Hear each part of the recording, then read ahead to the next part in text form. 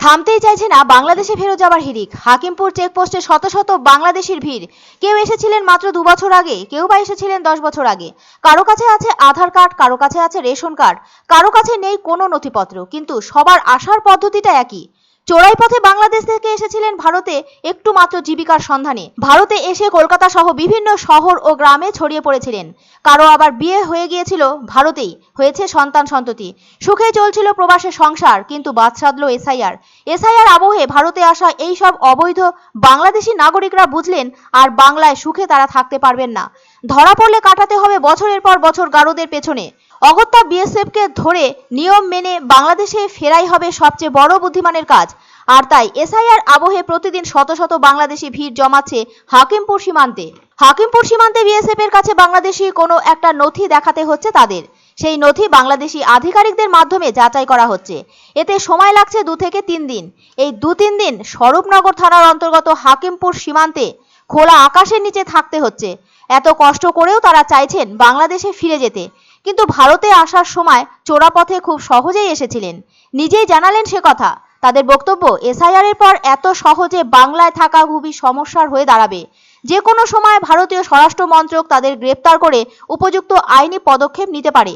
তাই আর ভারতে থাকা মোটেই উচিত হবে না তাদের। তাই তারা রুজি রোজগার ছেড়ে বাংলাদেশে ফেরাই ভালো বলে মনে করছেন। বউ বাচ্চা নিয়ে দলে দলে বাংলাদেশি ফিরছে হাকিমপুর সীমান্ত দিয়ে। সাংবাদিকদের প্রশ্নে যেমন অনেকেই মুখ খুলছেন না, তেমনি আবার অনেকে অকপটে জানাচ্ছেন বাংলাদেশ থেকে চোরা পথে খুব কম পয়সায় দালাল ধরে পশ্চিম বাংলায় এসেছিলেন, সুখেই কাটাচ্ছিলেন তাদের জীবন। হঠাৎ করে সব পাল্টে দিল এসআইআর আবহ। ভয়ে তাদের ছাড়তে হচ্ছে ভারত।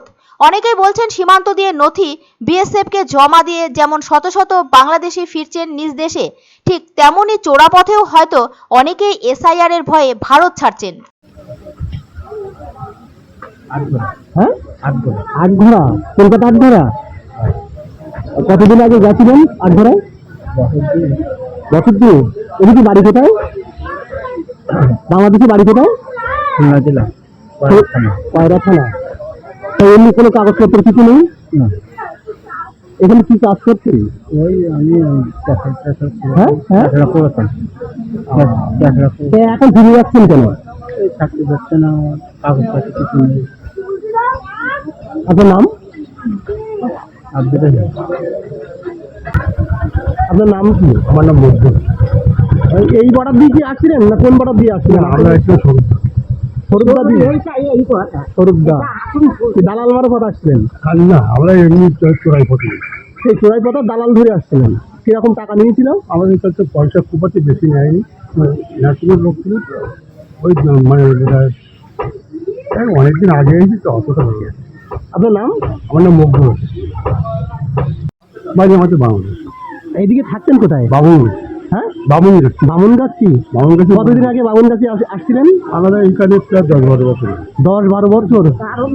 কাগজপত্র আছে কিছু? আমাদের এখানে একমাত্র আধার কার্ডটা যা করতে পেরেছিলাম দিয়ে, আর কিছু করতে পারিনি। এখানে আমরা ডাক্তার জায়গা থেকে হাতে দিই, ডাক্তারের হসপিটালে কাগজপত্র সব কিছু দিই। তো কোনো কাগজপত্র মানে আধার কার্ড আছে? শুধু আধার কার্ড আছে, আর কিছু নেই। আবার ফিরে যাচ্ছেন কেন? এখন ফিরে যাচ্ছেন? আমাদের বয়স হয়ে গেছে, আর আমি খাটতেও পারছি না, এমনি শ্বাসকষ্ট বেড়ে গেছে।